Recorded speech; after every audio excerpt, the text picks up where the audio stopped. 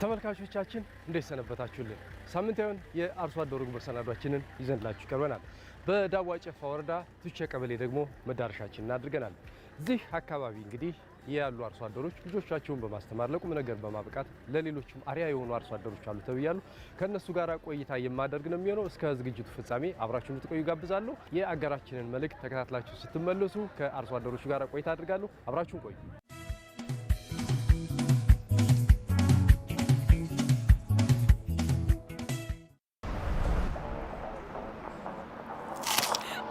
ስሙ የዛሬ ጋባዣችን ቴሌብር የሌለው ሰው ወይኔ በላቸው። ዛሬማ ልበላም ይዞ የፈጠነ ቴሌብር ላውርድ።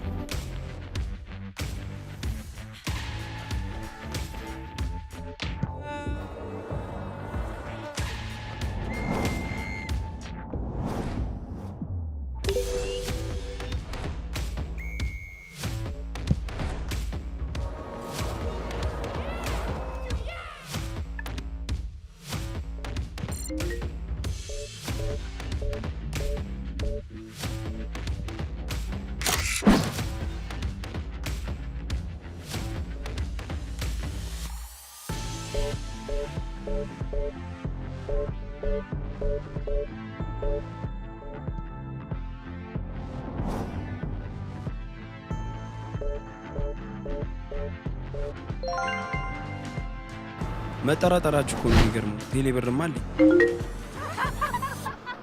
ቴሌብር ስንጀምር እንዲህ ነን። ቴሌብር ከፕሌይ ስቶር ወይም ከአፕ ስቶር የፈጠነ አውርደን የቴሌብር አገልግሎት ስናስጀምር እንዲሁ የፈጠነ ክፍያችንን ስንፈጽም እንዲህ ነን። ቴሌብር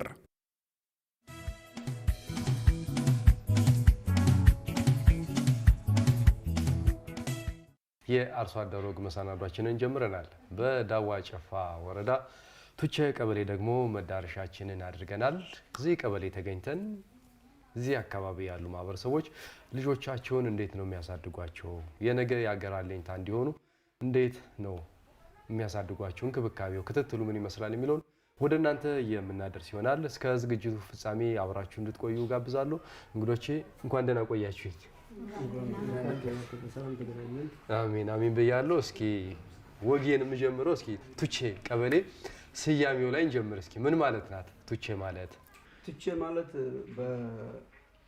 በኦሮሞኛ ነው ቱቼ የተባለው እንጂ ትንኩሽት ናት። በአማርኛ ትንኩሽት ናት። ትንኩሽት ትባላለች። ስለዚህ አንቺ ስትነድፈው ምንድና ሲባል ቱቼ ተባለ። ምንድና ቱቼ ነገር ሲባል ያው በኦሮሞኛ ቱቼ ናት። ቱቼ ተባለ። ምን ነው የምታመርተው ቀበሌዋ? ቀበሌዋ ሁሉንም ነገሮች ታመርታለች። በሁሉም ነገር ትመቻለች። ምንድነው የመጀመሪያው ማሽላ ነው። ማሽላ የሚባለው ምሽንጋ ማለት ነው። በእኛ ምሽንጋ ነው የምንለው። ሁሉ ነገር ያዘለ ነው። ማሽላ፣ በቆሎ፣ ጤፍ፣ ሌሎችም ጥራጥሬዎች፣ ሽንኩርት፣ ከአትክልት ደግሞ ሙዝ፣ ፓፓያ፣ ማንጎ፣ በቃ ሁሉም ነገር ትቀበላለች። የሰጧትን ተቀባይ ናት። ተቀባይ ናት። ስለዚህ አርሶ አደሩ አምራች አራሽ ነው። አርሶ አደሩ አምራች ነው፣ አራሽ ነው። እንደው እንደ አምራችነቱ ደግሞ ልጆቹንስ እንዴት ነው የሚያሳድጋቸው? ልጆችን በመጀመሪያ ጊዜ በ1960 አሁን ትምህርት ቤት የተከፈተው 67 ነው። ማስተዳደር የጀመረው 68 ነው። ከዛ ጀምሮ እስካሁን ድረስ እየሰራ ነው ያለው። ይህ እንግዲህ የደርግ ሂደት ነው። የገበሬ ልጅ ትምህርት የለውም ነበር መጀመሪያ መጨረሻ ድረስ። የሀብታም ልጅ ነው ደሴ ሄዶ ገንዘብ እየከፈለ የሚማር ነበር። በየደጃፉ ትምህርት ቤት ሰርቶ መንግስቱ ኃይለማርያም ነው ይሄንን ደረጃ አስገኘ። ትምህርት በፊት አይታወቅም፣ ትክክል ነው። እያደር ግን ስልጣኔው እየመጣ ልጆች ከከብት እረኝነት፣ ከጥጃ እረኝነት፣ ከፍየል ከበግ እረኝነት አልባሌ ቦታ ተማዋል ወደ ትምህርት ቤት ገና እድሜያቸው 7 ዓመት ሲሞላ ወደ ትምህርት ቤት ነው እያጋበዝን ያለነው። አሁን ልጆች በተማሩት ትምህርት ብዙ ደረጃ የደረሱ ልጆች አሉ።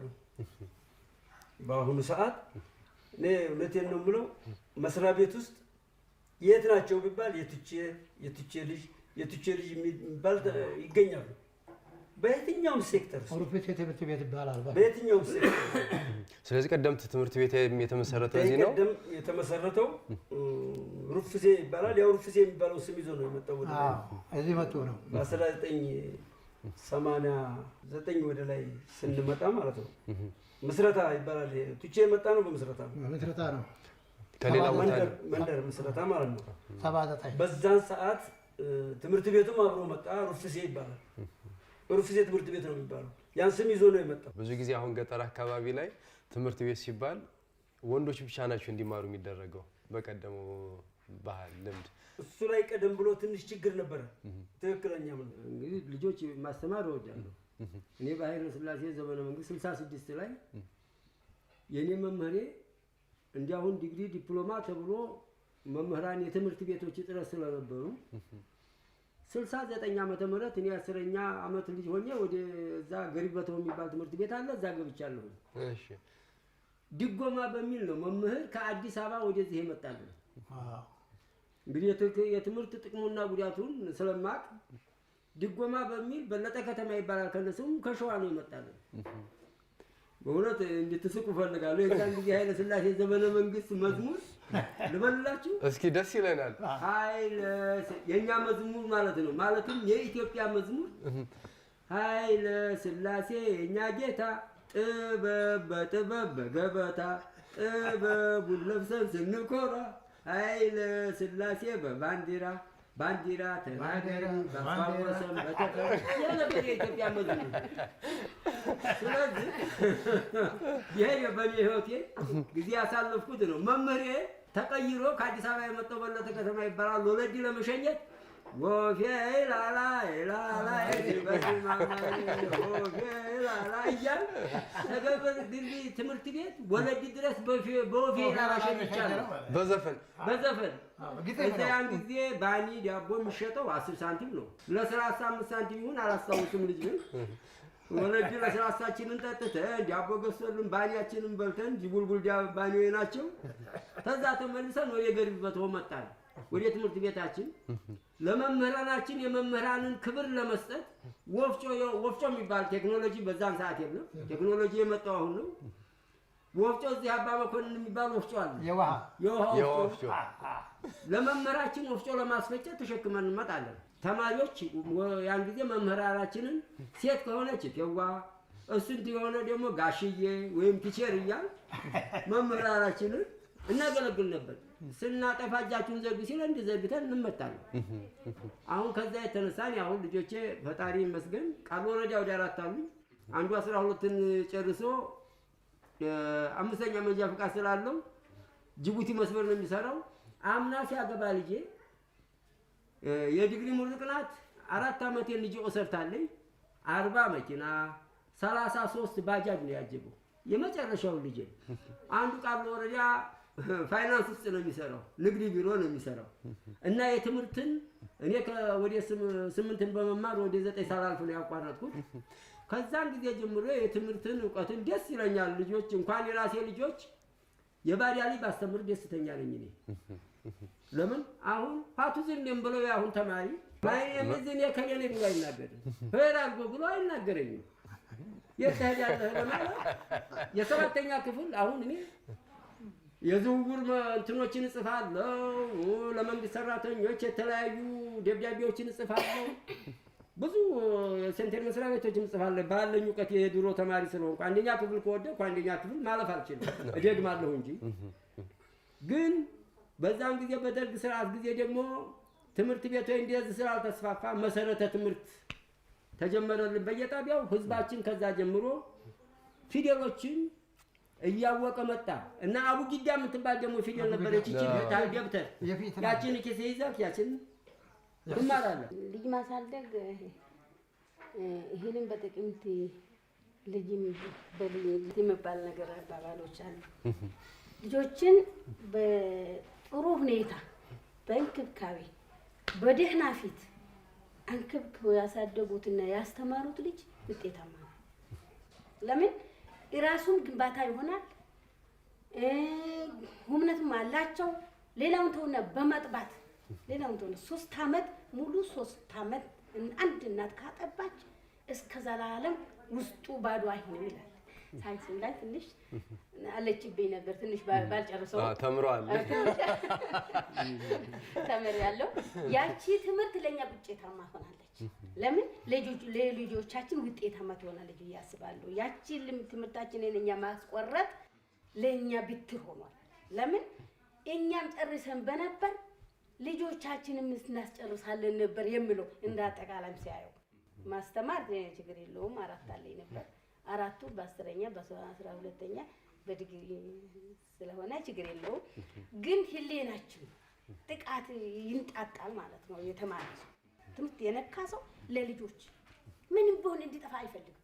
ልክ ወንድሜ እንዳለው የመንደር ልጅ ብናስተምር የኢኮኖሚ ጉዳይና ባዶ መሆናችን ነው እንጂ ሰብሰብ አድርገን በሞራል ሰጥተን ብናስተምር እንኳን ለራሳችን ለሀገራችን እንደ ዓለም ይቀየራል ብዬ አስባለሁ። እንደኔ ማለት ነው። ያልተማረ ያውቃል ምን ከኛ ጀምሮ ምን ውጤታማ ነው።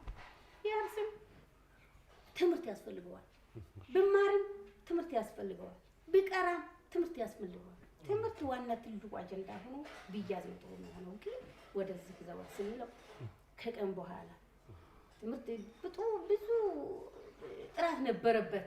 እኛ ስንማር ድረስ እንግሊዘኛ ሲማር በደጃፍ ውስጥ ዘወር ስንል በጣውላ ነበር የምንማታው። እኛ እንዲህ አድርገን በዚህም ጣውላ ነው በዛኝ ይባላል። አስተማሪ እንኳን አልረሳውምና እኛ እኮ እሱ ሲያስተምር ትንሽ ዘወር ስንል ነይ ነው የምለው። አሁን ጋር የለም ክብር የሚባል ነገር ልጆች ላይ ትንሽ ያው የመምህራን ማክበር ይቀራል፣ ትንሽ ይቀራል። መምህር ደግሞ አባትና እናት ነው በሁሉም ስነሳ ማለት ነው። እዛን ጊዜ ራሳችንን ብጥር አድርጎ በሳሙና አጥቦ ደፍተር ገዝቶ ቀለም ገዝቶ ያስተምረናል ነበር። ልጆችን ለማስተማር 2 ወገን ያስፈልጋል። 2 ወገን ስል ምንድነው? መምህርና ወላጅ። አሁን እንደ አካባቢያችንም እያየን ያለ ነው። ምንድነው? ወላጅና መምህር በጣም አድርጎ ተከታትሎ አንድ ሆኖ ወላጅ ተከታተለ ውጤታማ እየሆኑ እያየናቸው ነው። ውጤታማ ናቸው፣ በጣም ውጤታማ ናቸው። ከውጤታማ በጣም አልፈው ሌላ ደረጃ የደረሱ ልጆች አሉ። ያ በምንድን ነው ስንል ወላጆች በመቆጣጠራቸው ነው። ከመምህሩ ወላጅ ነው። ወላጅ ወደ ከብትረኝነት አንድ ቀን ታቋረጠ አንድ ልጅ በማግስቱ ያገኘው ያን ትምህርት ማለት ነው ታልፈዋለች። እንኳን አይደለም ሰዓት ካሳለፈ የምታልፈው ቬሬድ አለች እዛ ላይ። ስለዚህ ያስተዳደግ ሁኔታ እኩል ነው ለማለት ያዳግታል። ግን አንዱ እየተማረ አሁን እያየ የከሌ ልጅ እንደዚህ ነው እያለ አሁን ወደ ጥሩ ደረጃ እየደረሱ ያሉ ልጆች አሉ አሁን በአሁኑ ሰዓት ማለት ነው። ትንሽ መምህራን እንደ ድሮ አይደለም ስንል መከበሩ ብቻ አይደለም፣ የመምህራን ጥራት ትንሽ ይጎላል። እንዴት ነው ስንል ለምሳሌ 50 ልጅ አንድ ክፍል ውስጥ ነው የሚይዘው። እነዛ ልጆች ያስተማሪው እጥረት አለ፣ የሱን ይዘው ነው የሚወጡት። ትንሽ እዛ ላይ ልጆች የመበሳጨት እንትን እያመጡ ነው በአሁኑ ሰዓት። ለምን ብትል ለፍተው ብዙ ግረው አስተምረዋቸው ለውጤት ሲደርሱ 12ኛ ላይ ትልቅ ችግር እያገኛቸው ትንሽ እዚህ ላይ ወደ ኋላ አይ ተምረን ምንም ውጤት ልናመጣ አልቻልንም እያሉ ወደ ኋላ የሚለው ይሄ የማጥረት ነው ስንል የወላጆች ብቻ ሳይሆን መምህር በተማረው ልክ ነው የሚያስተምረው። በተማረው ልክ ስለሚያስተምር ትምህርቱ እኛ አንድ አባባል አለ፣ በሰነፍ በሬ የተገረፈ ወይፈን ይላል አባቶቻችንም በፊት ሲሉ ሰማለን። እንደዛው እንደ በሬ በጠንካራ በሬ ተተገረፈ እንደዛ እንደ በሬ ነው የሚሆነው። ያው ወይፈን ይባላል፣ አንበሳ ይሆናል ማለት ነው። እኔ በመማር ጊዜ ጎረምሶቹ እኛ በምንማር ሰዓት ማለት ነው በ83 እና ከዛ በፊት እኛ ሴቱ እንዳይማር ይጠልፋሉ። ጎረምሰው ማለት ነው በየራሱ ውስጥ ያው አንደዛ ወይም ተሚጠልፋኝል ይድሩን ነበር ማለት ነው። በእኛ ሰዓት ሳናገባ ትምህርቱ ሳንጨርስ ወደ ትዳር ዓለም ዞር አሁን ላይ ግን ተዛ ተሞክሮ ስለተወሰደ ሴትና ወንድ አንልም፣ ትምህርቱ በደንብ ይማራሉ። ግን በፊት እኛ በምንማር ጊዜ የትምህርቱ በረቀቀ ሁኔታ ማለት ነው እነሱም እንደገለጡት ትምህርት አጥንቶ ነው የሚያልፈው ተማሪ ሁሉን ነገር አውቆ ማለት ነው። አሁን ላይ ግን ትምህርቱ ትንሽ ግልጠት ሻው አስተማሪው በደንብ ስልጠና ይሁን ተማሪው የጠራ ትምህርት አይወስድም።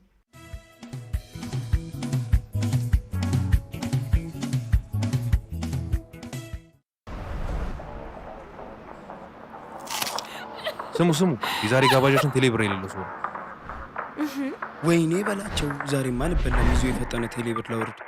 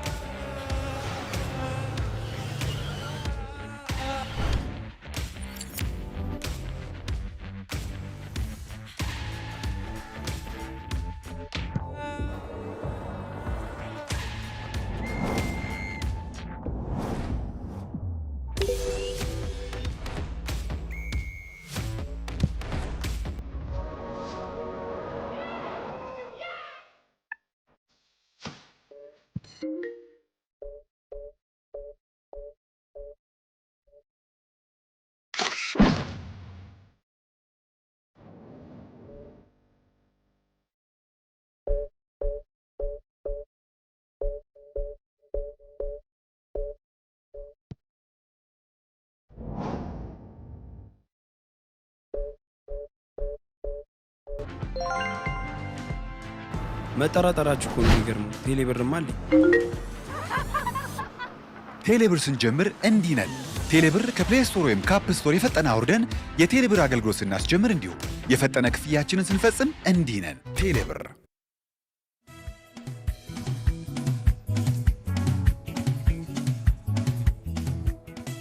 ልጆች ማሳደግ ማለት ትምህርት ቤት መላክ ብቻ አይደለም። ነጋገር ተረካቢ እንደሆነ ከልጅነቱ ጀምሮ መሰራት አለበት። ስለዚህ እስኪ ወንዶቹ በዛ ላይ ምንድነው ኃላፊነታቸው? ልጅ ከተወለደ ጀምሮ እናቲቱ ጋር ተጋግዞ በማሳደጉ በኩል ወንዶች እንግዲህ ልጆችን ዋናው ቁም ነገር ምንድነው? ሴት ናት ትክክለኛ ልጆችን ለውጤት የምትጠብቅ። በምን እንደውም በተለይ ሴቶች ልጆችን እናት ናት። እናት ልጆችን በደንብ አድርጋ ተተቆጣጠረቻቸው ልጆች ለውጤት ይደርሳሉ። ሴቶች ልጆችን አባት ብዙም አይከታተልም። ለምን?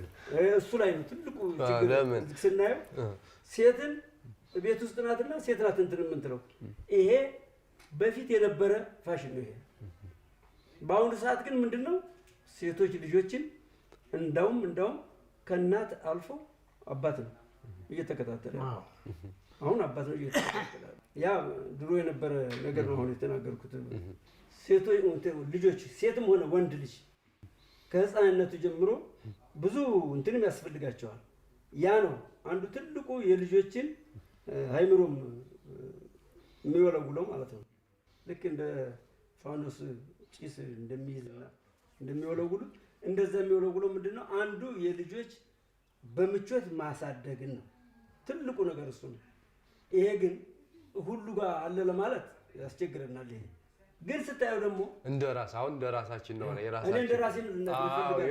የራሴን ሁሉ ነገር ሴቶች ሁለት ሴቶች ልጆች አሉ። ከወንዶቹ መጨረሻ የተወለዱ ናቸው ሁለቱ ሴቶች ልጆች። ወንዶቹ ወደ 7 ናቸው። እናት ግን አንድ ናት። በየቦታው የተወለዱ ልጆች አይደሉም። በአንድ መልኩ ነው ያሳደግናቸው ማለት ነው። እንዴት ነው? ገና ከህፃንነታቸው ጀምሮ እድሜያቸውን ቆጥረን ወደ ትምህርት ቤት ነው የምንልከው። እድሜያቸውን እንደውም 6 ዓመት ሲሆናቸው ነው 7 እንኳን ሲሞሉ አንጠብቅም። ወንዶቹን ልጆች ሁሉንም አስተምሬያለሁ። አንድ ብቻ ነው እንትን ያለው። ይሄ ከፊት ከጀምሮ እንደተፈጥሮ እንደልምድ ሆኖ ቤት ውስጥ ብዙ ጫና ያለባቸው ሴቶች ናቸው። ሴት ምጣድ እየጣደች እኔ ድስት ወይም በምችለው ሙያ አልረዳትም። ምጣዱ ካበቃይ በኋላ ደግሞ ድስትም ሆነ ቡና ለማፍላት ያው ግዴታውን የምትዋጣው ባለቤቴ ናት። ወንዱ የዛ ሙያ ስለሌለ ልጅ በመያዝ እንረዳዳለን። በቤት ስራዎች ግን የወንዱ ሙያ ባለመሆኑ ወንዶች ሴቶችን አንረዳቸው። የምንረዳቸው ልጆችን በመታቀፍ ብቻ ነው። ይህን እንረዳዳለን። ሴቶች እውነት ነው። እስኪ አንድ የምትታዘቡትን እስኪ እንዳለ በፊት ይሄ ወንድ ይታዘዛል ለሴቶቹም አልመሰለም። ሴት ለቤቱ ነው ነውር ይመስለናል ወንዶቹ ለማዘዝ ክብር ስለሆነ ዛን ጊዜ። አሁን ግን ደስ የሚለው አሁን የሆነ ነገር አለው አልፎ አልፎ ሰው ቤት ምናምን ሲሄድ ልጆቻችን ላይ ይገባሉ። በቃ ልክ እንደ ሴቷ የምትሰራ ቤቱ እሷ ብትሄድ ማለት ነው። ያ ወንዱ ትክክል አድርጎ እሷን ያለችውን እሷ የምትሰራው ነገር ሰርቶ ሞራል ሰጥቶ ይጠብቃታል። ልጅ ይዞ ይውላል። ቆጪው ግን አባት ነው። ዛሬም ነገ ከአባቱ ካልቆጨው እናት ምንም ብትቆጣ ብሶ ወንድ ልጅ አይገባው። ልቡ አይጨክንም። እናት አይጨክንም። ሰርቃም ትጥዋለች። አባቱ ከተቆጣም ደግሞ ዘወር ያለ እንደሆነ እሱ ልጆቹ ቀውለል ሲያዱና እና ሶት ቶሎ ግብግብላና ውጣ እንላለን። ይሄ ሴቶች ችግር አለ። ካጣም ደግሞ ሰርቀን አባቱ እንዳይመጣ ይሄ ይባላል። ያው ዙሮ ላይ ውጤቱ ስለሆነ አሁን 6 ልጅ ነው አስተማርኩት። 6 ልጅ አስተምሬ 2 ብቻ ነው 4 ስራ ይዘዋል። የመንግስት ስራ ወንድም እንዲሁ ነው።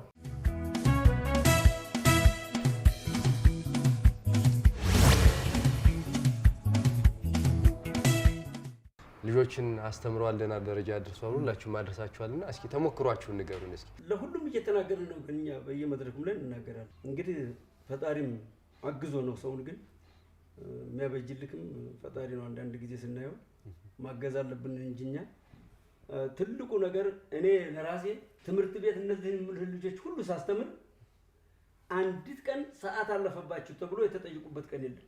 ባርፋች አንዲትም ልጆቹን እኔ ወደ ግብርና ስራ አላስተማራቸውም። ማስተማራቸው ምንድነው? ትምህርት ነው። ከዛ ሲመጡ ግን ያገለግላሉ የቤትን ስራ። ከትምህርት ቤት እንዲቀሩ አልፈልግም። ተኔ የበለጠ ሁለቱ አንድ ሲሆን ጥሩ ነው ያልነው። እናታቸው ተኔ የበለጠ ትከታተላለች፣ ትደበድባቸዋለች። ትንሽ ወደ ኋላ እንኳን እንትን ብትሆን እኔም ለራሴ እንደዛው ጥሩ አድርገሻል ነው የምለው።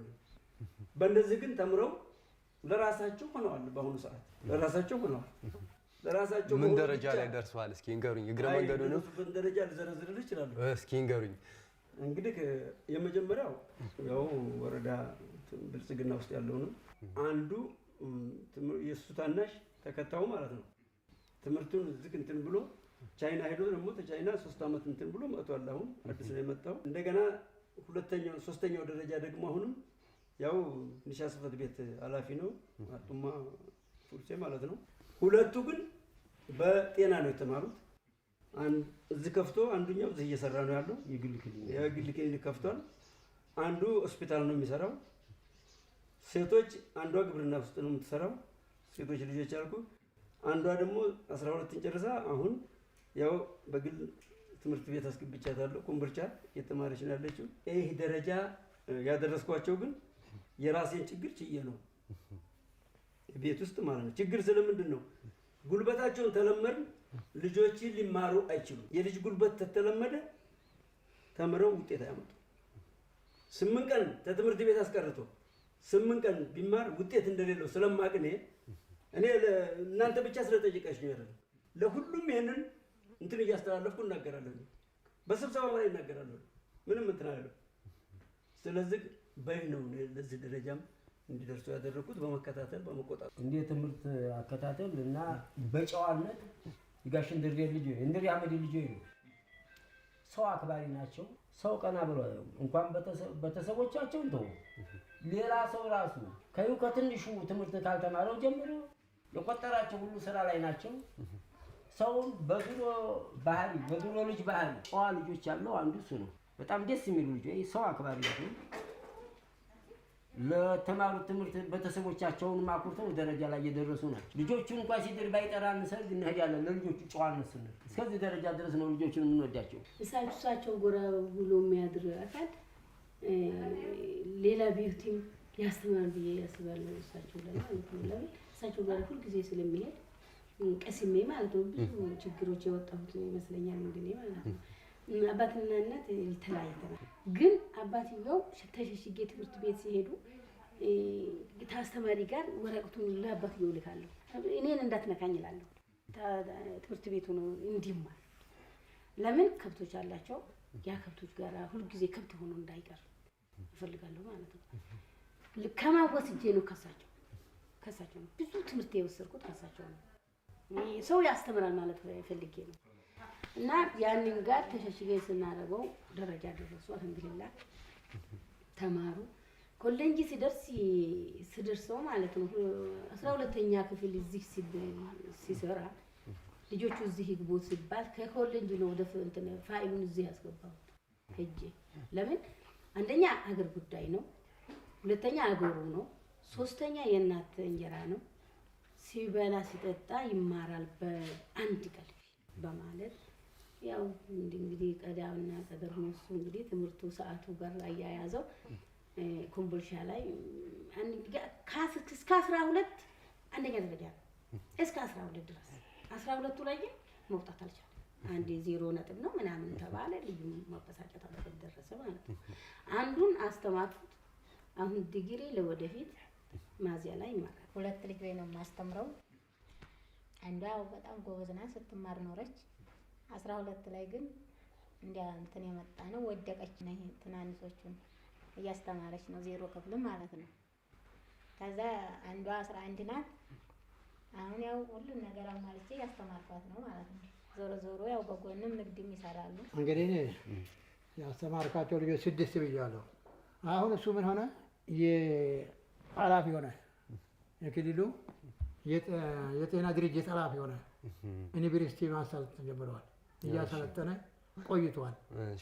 አንዱ እዛው ተምሮ በጤና እዚህ በወረዳ ውስጥ ይቀመጣል። እኔ ደሞዝ አልፈልግም በሀገሬ ሊቀመጥና ሀገሬ ሰው ላገልግል ብሎ ሜቲ ላይ ተገባ። ስንት ዓመቱ ነው? የአባትና የእናታቸው ፍቅር ሲኖር ልጆችም ፈርሃ ሆኖ ፈረንጅ ሆነው ያድጋሉ። እኔና ባለቤቴ ፍቅር ካለን ልጆቹ የመለያየት ባህሪ የላቸውም። እኛ እንዲነት ስላለን አሁን እሱ ጋር ተጋይቶ አንድ ሽምግልና አውቶ ያውቅም።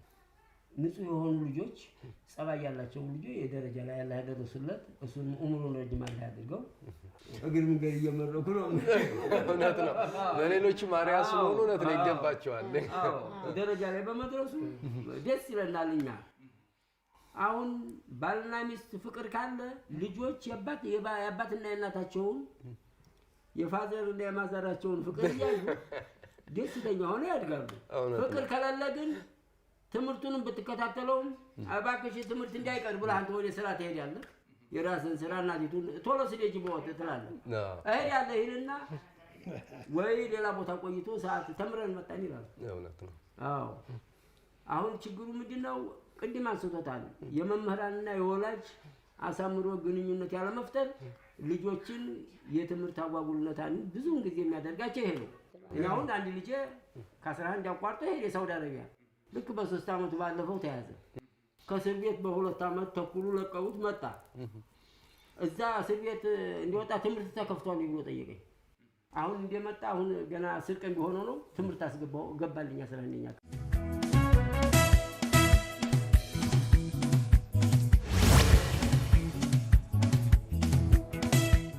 ተመልካቾቻችን እየተከታተላችሁ ያላችሁት ሳምንታዊውን የአርሶ አደር ወግ መሰናዷችንን ነው። በዳዋ ጨፋ ወረዳ ቱቼ ቀበሌ ላይ ነው ቆይታችን እያደረግን የምንገኘው። ልጆችን በማስተማር በኩል ትልቅ ተሞክሮ ያላቸው አርሶ አደሮች ጋራ ነው ቆይታ እያደረግን ያለ ነው።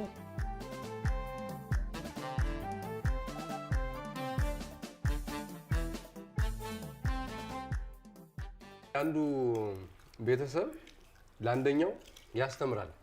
አሁን እርሶ ለሌሎቹም ትምህርት ሆናል ለአካባቢው እንጂ ሌሎቹን ደርሶ እንደናንተ ልጆችን ውጤታማ ለማድረግ ልጆችን እንዴት መያዝ አለበት? እንዴት መንከባከብ አለበት? ልጆችን ለማስተማር ልጆችን ለውጤት ለማድረስ ትክክለኛ የአባትና የእናት ፍቅር መኖር አለበት። እነሱ እንኳን ቢነጋገሩ ልጆች አጠገብ መነጋገር መኖር የለበትም። ለብቻ ነው መነጋገር ያለው። የልጆች እንትን ይነካል። እዚህም ላይ የሚበላሽ ነገሮች አሉ። አንዱ ትልቁ እሱ ነው። እንኳን ብዙ መነታረክ አይደለም የአባትና የእናትን ፊት ያሉ ልጆች እንደውም ሽማግሌዎች አንዳንድ ነገር ይላሉ። የሚበላ ነገር ጦማቸውን ከማደር የአባትና የእናት ፊት ቀለባቸው ነው ያለው። የሁለቱም ፊት ማየት ብቻ ራሱ ይሄ አንዱ እድል ሆኖ አብሮ የሚኖር ሰው አብሮ የሚጨርሰው አለ። ያ እንግዲህ አንዱ ትልቁ ማሻአላህ ይሄ ነው። ልጆችን ሌላ እንኳን ቀርቶ አንድ ነገር ልጆች ጥፋት እንኳ ቢኖራቸው እናት ስትቆጣ አባትም እናት ጋር አንድ ጋር ሆኖ መቆጣት አለበት ልጆቹ ማለት ነው። ተይ አንቺ ምን ትይዋለሽ ታለ እሷም ደግሞ ተው አንተ ምን ትለዋለህ? የአባትህ ደግሞ ሁልጊዜ እንደው እንትን እያለ ነው ታለች። ልጆች ይሄ ራሱ አንድ መጥፎ ትምህርት ነው። ጭንቅላታቸው የሚወስደው መጥፎን ነገር ነው።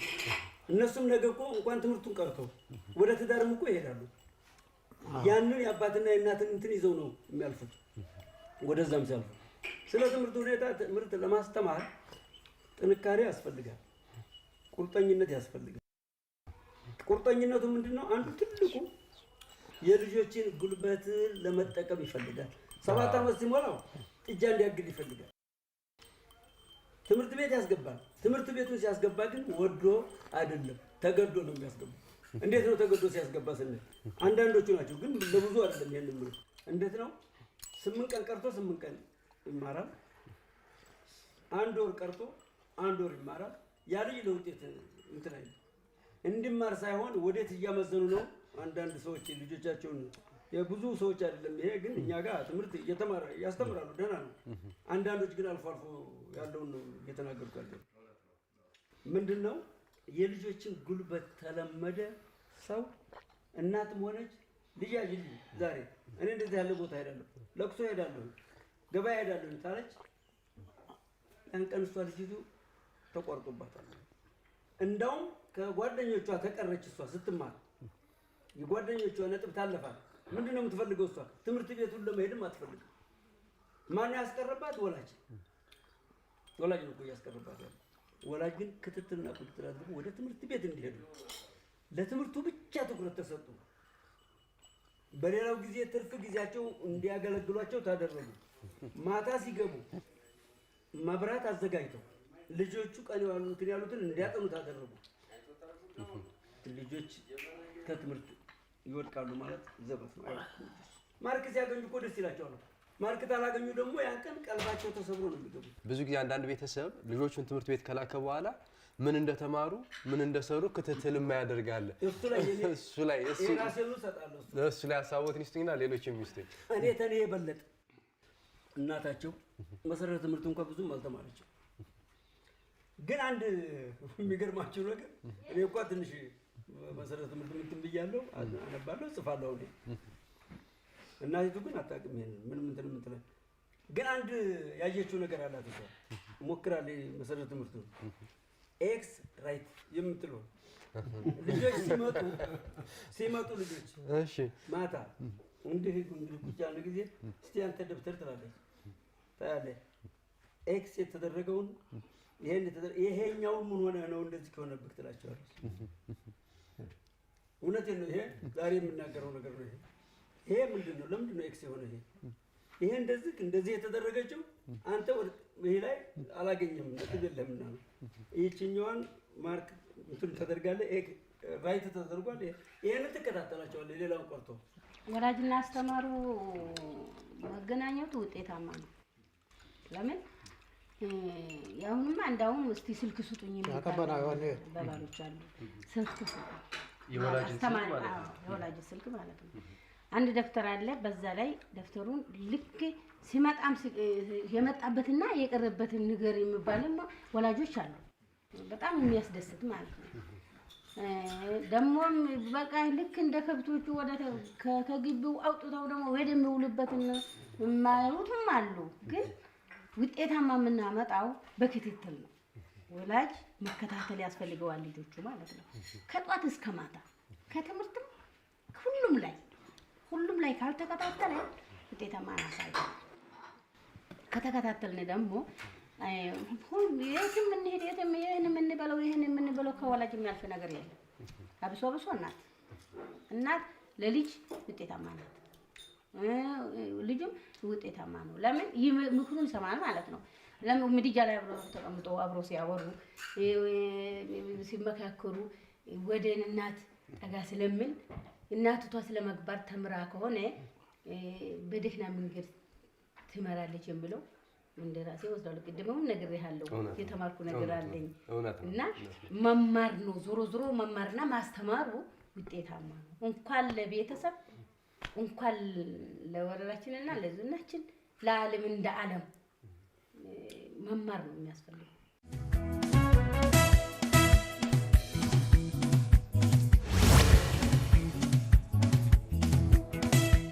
ተመልካቾቻችን እየተከታተላችሁ ያላችሁት ሳምንታዊውን የአርሶ አደር ወግ መሰናዷችንን ነው። በዳዋ ጨፋ ወረዳ ቱቼ ቀበሌ ላይ ነው ቆይታችን እያደረግን የምንገኘው። ልጆችን በማስተማር በኩል አርሶ አደሮች ጋራ ነው ቆይታ እያደረግን ያለ ነው። የአጋራችንን መልእክት ተከታትለን ስንመለስ ደግሞ ጨዋታችንን የምንቀጥል ይሆናል። አብራችሁን ቆዩ።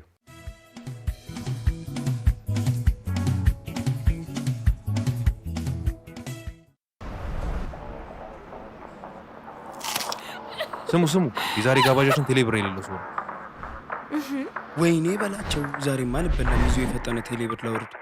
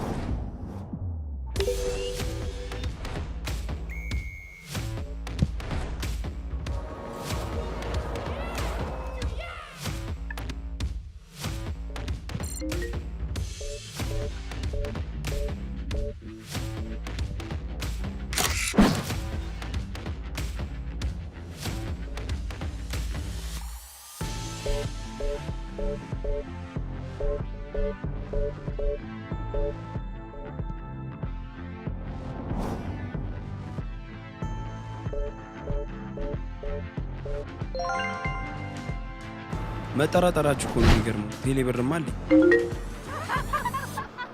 ቴሌብር ስንጀምር እንዲህ ነን።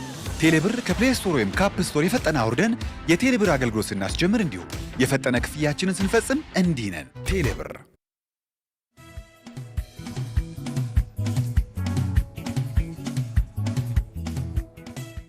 አባቴ እንግዲህ አሁን መዝሙርም ብለውልኛል። መቋጫ እንዲሆነን ደግሞ አንድ መዝሙር ይበሉንና ፕሮግራማችንን እንቋጨው። የምዘምረው ወፌ አስተማሪያችንን ስንሸኝ ነው። እሺ ትምህርት ቤት ላይ ሳዘፍኑም ትምህርት ቤት እንዘፍናለን እንዴ? እኮ እሱን ይስፈኑልን እስኪ። ወፌ ላላ በብዛት አካል ይሁን ወፌ ላላ ነው። እስኪ በሉልን እንግዲህ እኛ እንቀበል።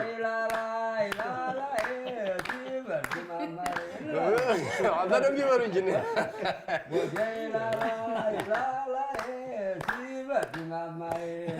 ላላ ሲመሽ ድማማይ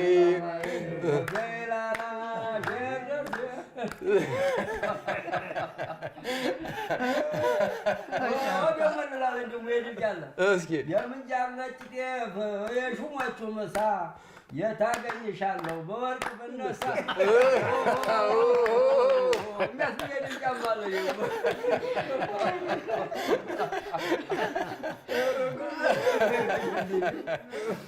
እናመሰግናለን።